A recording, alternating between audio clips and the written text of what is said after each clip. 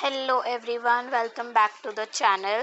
Last video में हमने trade creating custom union देखा था कि कैसे कस्टम यूनियन ट्रेड क्रिएट करता है। अब इस वीडियो में हम ट्रेड डाइवर्जन देखेंगे। ट्रेड क्रिएटिंग क्या होता है वो एक बार हम लोग देख लेते हैं।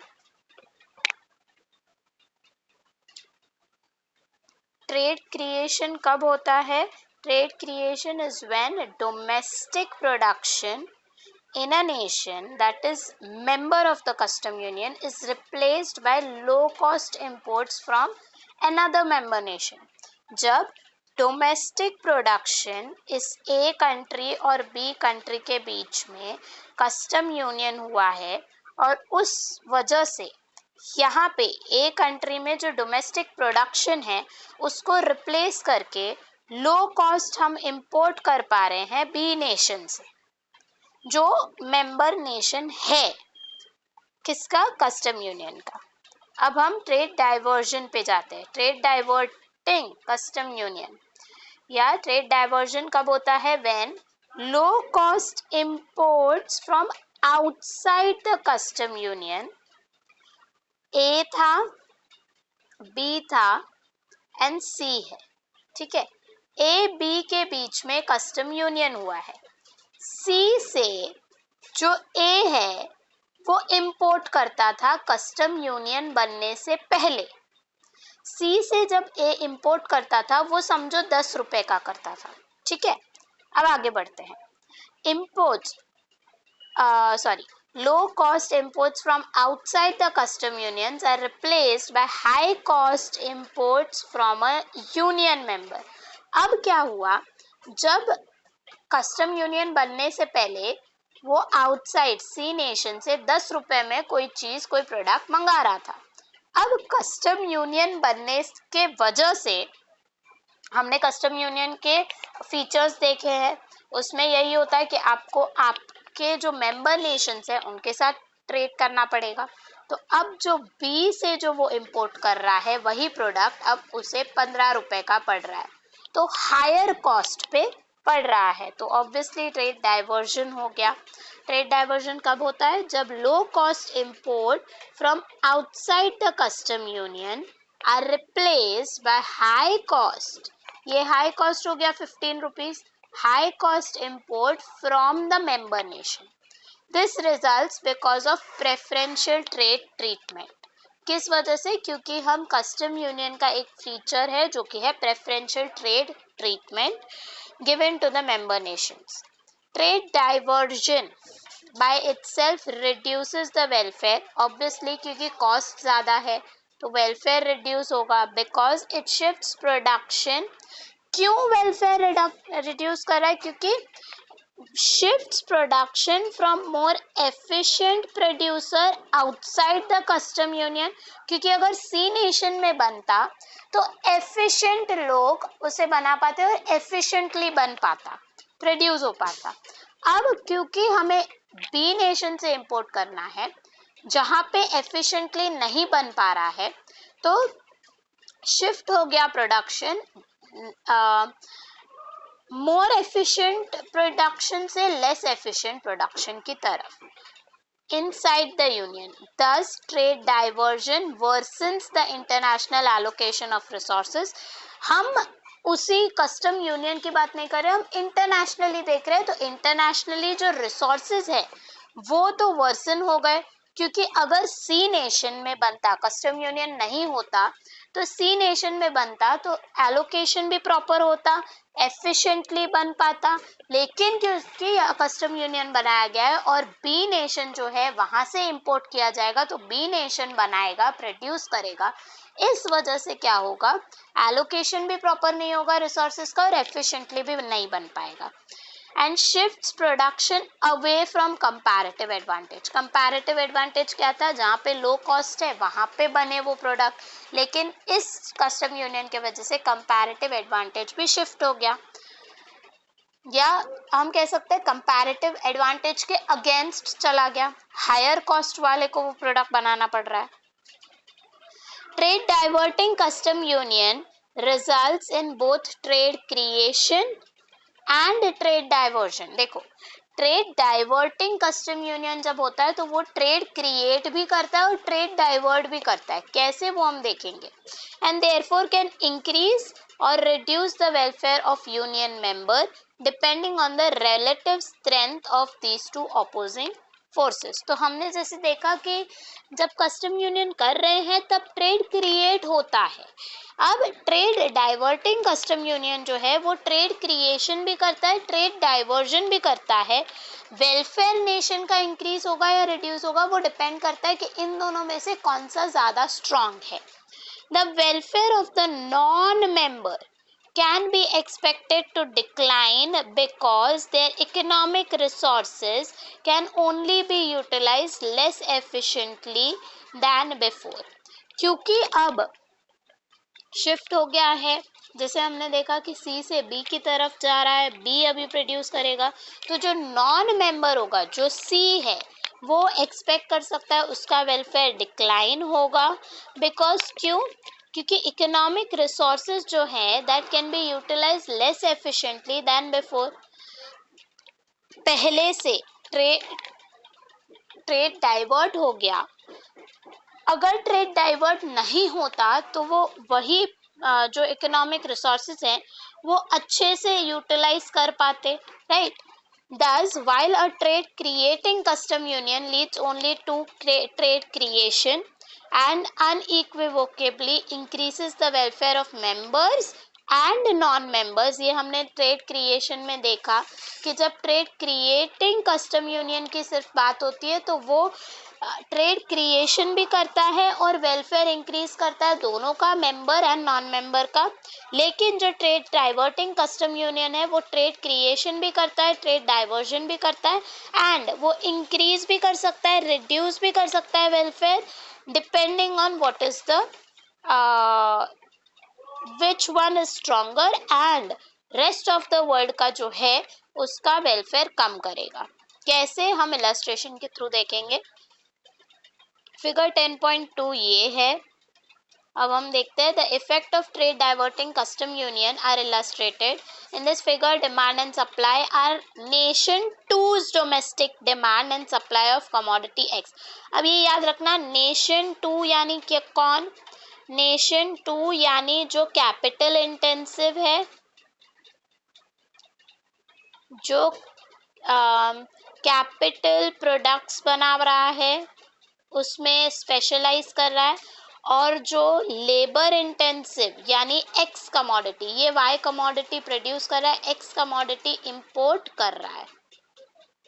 ठीक है, ये बेसिक चीजें हैं जो throughout the chapters important है, nation one and nation two, जो हमने ऑलरेडी थर्ड की फोर्थ चैप्टर में ये हमने देखा है, सेकेंड की थर्ड चैप्टर में। नेशन टू डोमेस्टिक, ये जो है नेशन टू का डोमेस्टिक डिमांड एंड सप्लाई है कमोडिटी एक्स का, तो ये इसकी बात कर रहे हैं। This is domestic demand and supply of commodity X of nation two. S1 and S3 are free trade perfectly elastic supply curve of nation 1 and nation 3 respectively। तो ये नेशन 1 का supply perfectly elastic supply curve है nation 2 के लिए, और ये nation 3 का perfectly elastic supply curve है नेशन 2 के लिए। किसके साथ वो कस्टम यूनियन में आया है वो हम देखेंगे। ये फ्री ट्रेड है, फ्री ट्रेड यानी कोई रिस्ट्रिक्शन नहीं है। With a non discriminatory 100% tariff on imports of commodity X, nation 2 imports commodity X from nation 1 at px equal to 2 along with S1 plus T। Obviously 100% ad valorem tariff अगर लगा दिया, so S1 is at S1 free trade में 1 पे बेच रहा है। अब जब 100% टैरिफ लग गया तो 2 पे बेचेगा, वही अगर इसका 100% टैरिफ लग गया तो वो 3 पे बेचेगा, जो कि वो डोमेस्टिकली भी बना पा रहा है। कौन? नेशन 2। तो नेशन 1 क्या करेगा, नेशन 2 क्या करेगा, नेशन 2 कम जहाँ पे है, यानी नेशन 1 कम पे बेच रहा है आफ्टर 100% एड वैलोरम टैरिफ। देखो मैं ये सिंपल बताती हूँ। नेशन 2 इंपोर्ट कर रहा है, कहाँ से?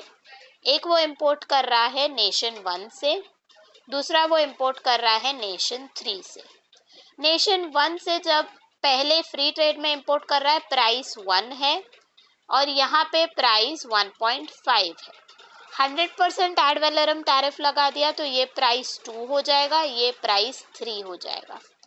अब कौन सा सस्ता है? नेशन 2 के लिए नेशन 1 से इंपोर्ट करना सस्ता होगा after applying the ad valorem tariff of 100%।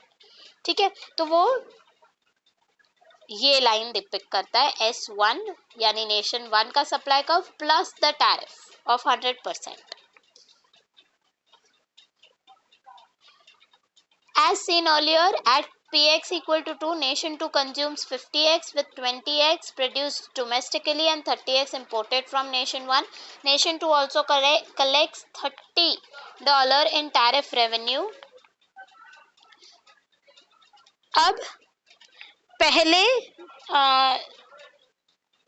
पहले जो नेशन फ्री ट्रेड में इंपोर्ट सप्लाई या डोमेस्टिक सप्लाई इतना था, डिमांड इतना था, इंपोर्ट इतना है। ठीक है, अब टैरिफ लगा दिया है तो टैरिफ लगने के बाद अब प्राइस इंक्रीज हो गया है, डोमेस्टिक प्रोडक्शन इंक्रीज हो गया है, डोमेस्टिक कंजम्पशन कम हो गया। अब इतना जो है वो क्या हो रहा है, इतना इंपोर्ट हो रहा है। इसमें से रेवेन्यू कितना कलेक्ट कर पा रहा है? ये पूरा सेक्शन रेवेन्यू कलेक्ट कर पा रहा है। ठीक है, ये सिर्फ ब्लू जो हाईलाइटेड है वो नहीं, ये पूरा सेक्शन वो रेवेन्यू कलेक्ट कर पा रहा है। If nation 2 now forms a custom union with nation 3 only, अब वो नेशन 3 के साथ कस्टम यूनियन फॉर्म कर रहा है। Removes tariff on import from nation 3 only. अब अगर वो टैरिफ लगाता तो मैंने यहाँ पे लिखा था पहले कि जब नेशन 3 से वो इंपोर्ट कर रहा है फ्री ट्रेड में तो 1.5 है और टैरिफ के बाद वो 3 हो गया। ठीक है, टैरिफ के बाद 3 हो गया। अब क्योंकि नेशन 1 से उसे प्राइस 2 पे मिल रहा है, सस्ते में मिल रहा है, तो वो नेशन 2 से इंपोर्ट कर रहा, नेशन 1 से इंपोर्ट कर रहा था। अब वो कस्टम यूनियन पे आया किसके साथ? नेशन 3 के साथ। नेशन 3 का ये प्राइस है। ठीक है, अब वो टैरिफ हटा देगा तो प्राइस कितना हो गया? 1.5। अब उसे सस्ता कहाँ से मिल रहा है? नेशन 3 से। अब आगे देखते हैं। Nation 2 finds it cheaper to import commodity X from nation 3 at 1.5। 2 से 1.5 बेटर है। एट प्राइस 1.5 नेशन 2 1.5 का क्या है? ये है। प्रोड्यूस कितना करेगा? इतना। कंज्यूम इतना। इंपोर्ट कितना है? इतना इंपोर्ट करेगा। तो वही चीज यहाँ पे लिखी हुई है, nation 2 consumes 60x with 15x produced domestically, 45x imported from nation 3. In this case, nation 2 collects no tariff revenue. इस सिचुएशन में वो कोई टैरिफ रेवेन्यू कलेक्ट करेगा नहीं, क्योंकि टैरिफ तो लगाया ही नहीं है, क्योंकि आप कस्टम यूनियन में हो, आप मेंबर हो नेशन 3 के साथ, तो आपको टैरिफ लगाना ही नहीं है। तो यहाँ पे कोई टैरिफ रेवेन्यू तो वो कलेक्ट नहीं कर रहा है।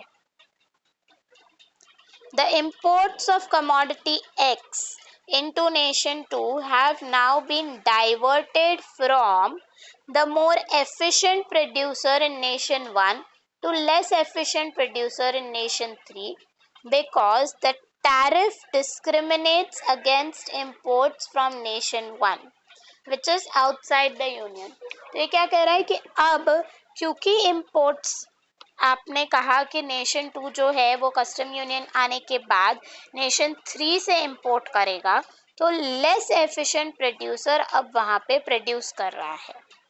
Note that nation 2's import of commodity X were 30x before formation of custom union। imports custom union के पहले कितने imports थे? imports थे 20 से, जब वो इस नेशन 1 से मंगा रहा था तो वो 30x थे। अब उसके इंपोर्ट्स बढ़ चुके, 45x इंपोर्ट है। Note that Nation 2's import of commodity X was 30x before formation of custom union and 45x afterward. Thus, trade diverting custom union also leads to some trade creation. तो इस वजह से 15x ज़्यादा import कर रहा है तो trade create हुआ ना, तो थोड़ा ट्रेड क्रिएशन हो रहा है ट्रेड डाइवर्टिंग कस्टम यूनियन में। ट्रेड डाइवर्टिंग क्यों है? क्योंकि वेलफेयर कम होगा कि इंक्रीज होगा, उस वजह से। The static welfare effect on nation 2 resulting from formation of custom union with nation 3 can be measured. देखो ट्रेड डाइवर्टिंग क्यों है, सिंपली यहाँ पे हम समझते हैं। ट्रेड डाइवर्टिंग का मीनिंग क्या था, हम मीनिंग पे जाते हैं पहले। मीनिंग क्या बोला? लो cost import from outside the custom union are replaced by higher cost import from union member। तो लो कॉस्ट इंपोर्ट यानी लो कॉस्ट इंपोर्ट अगर वो इधर होता, वो रिप्लेस हो गया from high cost import after forming the trade union.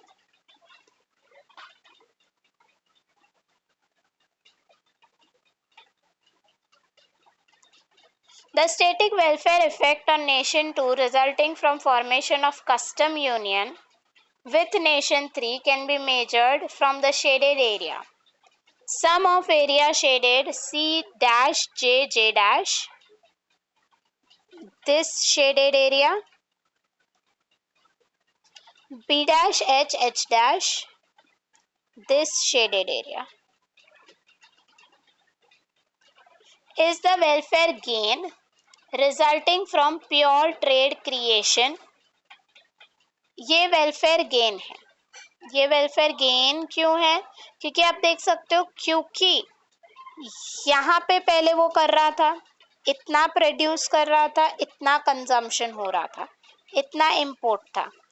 क्योंकि अब वो यहाँ पे आ गया है तो इतना प्रोडक्शन कम हुआ है एक्स का, मोर एफिशिएंट, लाइक एफिशिएंटली अब वो वाई कमोडिटी प्रोड्यूस करेगा मे बी, और इतना डिमांड बढ़ चुका है। तो ये ट्रायंगल एंड ये ट्रायंगल नेट गेन है वेलफेयर का।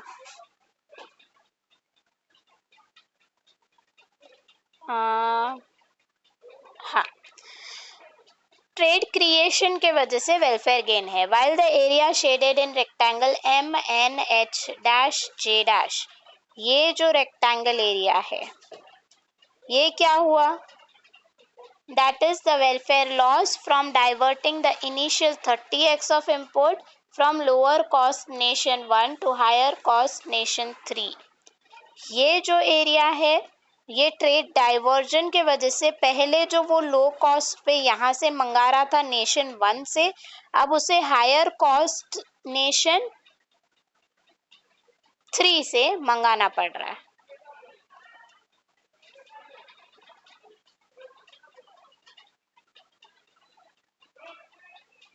Specifically of the gain in consumer surplus of G-GHB. G-, let me remove all this.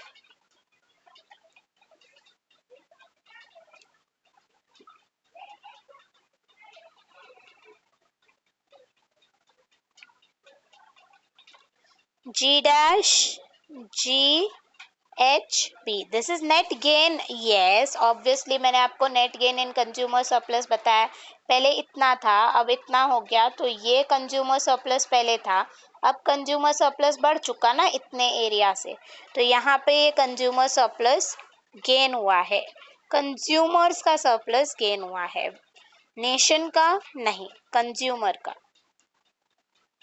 Where am I? Yes, resulting from formation of custom union. तो custom union के वजह से consumer surplus बढ़ा है।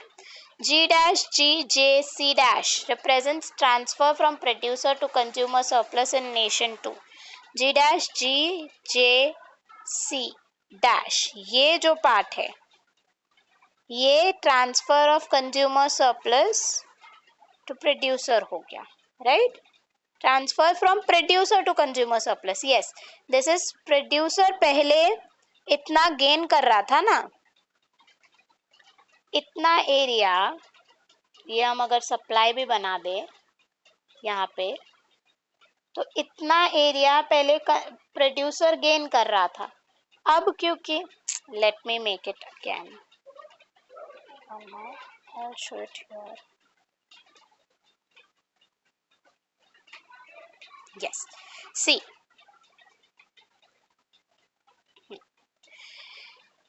earlier it was this.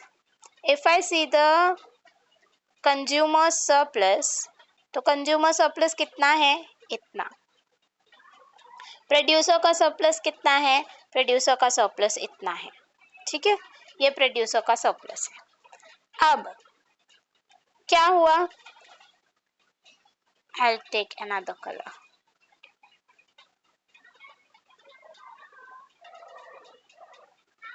Red. अब क्या हुआ, अब जो है ये आ गया, ये कंज्यूमर सरप्लस आ गया। प्रोड्यूसर का सरप्लस कितना हुआ, पहले प्रोड्यूसर का सरप्लस इतना था, अब प्रोड्यूसर का सरप्लस इतना है। तो ये एरिया जो प्रोड्यूसर का सरप्लस था पहले, अब वो कंज्यूमर के सरप्लस के लिए चला गया ना, तो प्रोड्यूसर से कंज्यूमर की तरफ चला गया। वही एरिया ये यहाँ पे लिखा हुआ है। क्या लिखा है, it is written G dash G H B dash resulting from formation of custom union is consumer surplus increase and custom union के वजह से G dash G J C dash represents transfer from producer surplus to consumer surplus in nation 2 and therefore washes out, that is it leaves no net gain or loss। अच्छा, producer से consumer की तरफ गया है। देखो अब मैं इसको है ना एक सिंपल एग्जांपल से समझाती हूँ। एक फैमिली है, 5 जन की फैमिली है, ठीक है, 1 2 3 4 5। इस फैमिली के पास 1000 रुपीज है, इसके पास 100 है, इसके पास 500 है, इसके पास 200 है, इसके पास 1500 है, सॉरी नॉट 1500, 150, एंड इसके पास 50 है। I hope everything is fine. 200 400, हाँ। अब है 1000 रुपीज, लेकिन अगर मैं इससे 100 रुपीज उठा के इसके पास 400 कर दूं और मैं इसको दे दूं 150 कर दूं, तो है तो पूरे फैमिली के पास 1000 ही ना, एक जन से दूसरे जन की तरफ क्या है, राइट, है तो टोटल 1000 ही। तो यहाँ पे भी आपका प्रोड्यूसर से कंज्यूमर की तरफ क्या है, ट्रांसफर हुआ है। नेशन एज अ होल कुछ गेन किया नहीं, कंज्यूमर्स ने गेन किया, प्रोड्यूसर ने लूज किया, लेकिन सिर्फ ट्रांसफर हुआ। प्रोड्यूसर से पैसा कंज्यूमर की तरफ चला गया, नेशन को कुछ गेन हुआ नहीं, नेशन को कुछ लूज हुआ नहीं। तो as a nation whole there is no net gain or loss, but there is a gain for consumer and there is a loss for producer of the JMNH। अच्छा, JM, अब ये निकाल देते हैं हम, एक सेकेंड। ओके, ऑफ JMNH, ये rectangle में से, ओके, ये रेक्टेंगल का क्या टैरिफ रेवेन्यू था ये पहले, obviously this was tariff revenue collected by nation 1 before the formation of custom union, yes we know that। J dash JH H dash is transferred to consumer in nation 2 in the form of lower price of commodity X after the formation of custom union। इसमें से J dash JHN ये area क्या है, ये transfer to consumer surplus हो गया। क्यों, क्योंकि पहले कंज्यूमर को 2 रुपए देने पड़ रहे थे, अब सिर्फ 1.50 देने पड़ रहे, हर एक यूनिट पे 50 कम, 50 पैसे कम, तो वो ट्रांसफर हो गया कंज्यूमर सरप्लस में due to the formation of custom union.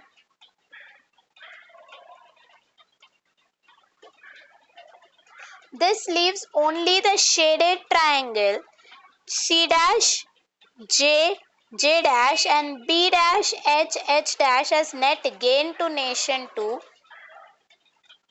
and the shaded rectangle, excuse me, MNH dash J dash as the still unaccounted for loss of tariff revenue. इसमें से ये जो पार्ट है और ये जो पार्ट है वो एक्स्ट्रा गेन हो गया. इसका मतलब क्या है पहले देखते हैं. ये पूरा एरिया, ये पूरा area was consumer surplus gain, जिसमें से इतना एरिया जो था वो प्रोड्यूसर से कंज्यूमर की तरफ सिर्फ गया है, कुछ नई बात नहीं है. Sorry, like this, wait, let me draw it once again. ये ऐसे एरिया कुछ है, ठीक है. इसमें से इतना एरिया, और let me take it like this, हाँ, इतना एरिया ये कंज्यूमर का पूरा गेन था. उसमें से इतना एरिया प्रोड्यूसर से कंज्यूमर की तरफ गया है, बस. दूसरी चीज, इतना एरिया जो ये रेक्टेंगल है वो पहले टैरिफ रेवेन्यू कलेक्ट कर रहा था, अब सिर्फ उसमें से हाफ जो पोर्शन है वो टैरिफ रेवेन्यू कलेक्ट कर रहा था. अब ये पूरा टैरिफ रेवेन्यू है, उसमें से इतना एरिया टैरिफ रेवेन्यू से कंज्यूमर सरप्लस की तरफ गया है, ये एरिया पता नहीं है. अब ये रेक्टेंगल बचा जो एक्स्ट्रा गेन आया है, वो कहीं से ट्रांसफर होके या किसी वजह से नहीं हुआ, ये एक्स्ट्रा गेन है. और ये जो पोर्शन है वो स्टिल अनअकाउंटेड है, वो ये चीज कह रहा है. ये क्या अनअकाउंटेड है? Unaccounted for loss of tariff revenue.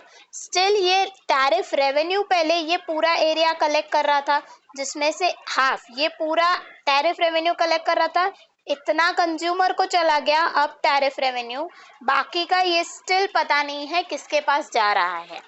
Tariff revenue जो कलेक्ट हो रहा था पहले, ये लॉस ऑफ टैरिफ रेवेन्यू हो गया. Since the area of shaded rectangle measuring the welfare loss from trade diversion proper exceeds the sum of area of shaded triangle measuring the welfare gain from pure trade creation, this trade diverting custom union leads to a net welfare loss for nation 2. यहाँ पे आप देख सकते हो कि ये rectangle area unaccounted है, loss हो गया ये, राइट. रेवेन्यू पहले जनरेट हो रहा था, अब ये लॉस हो गया. ये रेक्टेंगल गेन, ये ट्रायंगल जो दो है, इनको अगर हम कंबाइन भी करें तो ये लॉस के बराबर नहीं है, उससे बहुत कम है. तो इस केस में क्या हो रहा है? इस केस में नेट वेलफेयर लॉस हो रहा है. और हर केस में डिफरेंट होगा, कितना आप टैरिफ पहले लगा रहे थे उस बेसिस पे होगा. This need not always be the case, however. Looking at the figure, we can see that flatter, that is more elastic in the relevant range, demand and supply are, and closer the sub S3 is to S1, greater is the sum of area of shaded triangle and smaller area of shaded rectangle. अगर वो जितना more elastic होंगे, flatter होंगे, उतना triangle का जो triangles का जो सम है वो ज्यादा होगा और शेडेड एरिया रेक्टेंगल का कम होगा. वो हम एक सिचुएशन के बेसिस पे, डिफरेंट सिचुएशन के बेसिस पे वो डिफरेंट बन सकता है.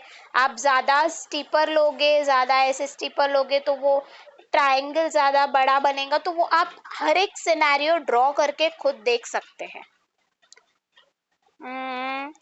This makes it more likely that even a trade diverting custom union will lead to net welfare gain for nation joining the union. तो जो ज्वाइन कर रहा है उनके लिए नेट वेलफेयर गेन हो भी सकता है. Figure showing this is left at the end of the chapter problem. The static welfare effect. हमने यहाँ पे सिर्फ क्या समझा है? हमने यही समझा है कि ट्रेड डाइवर्टिंग जो है कस्टम यूनियन, वो ट्रेड क्रिएशन भी करता है, ट्रेड डाइवर्जन भी करता है. कौन सा ज्यादा स्ट्रॉन्ग है उस बेसिस पे वेलफेयर गेन होगा या लॉस होगा. ठीक है. So this is trade diverting custom union. Next topic is the theory of second best and other static welfare effect of custom union, ये हम लोग नेक्स्ट वीडियो में कवर करेंगे. Till then, if you have understood this topic, then do like the video, comment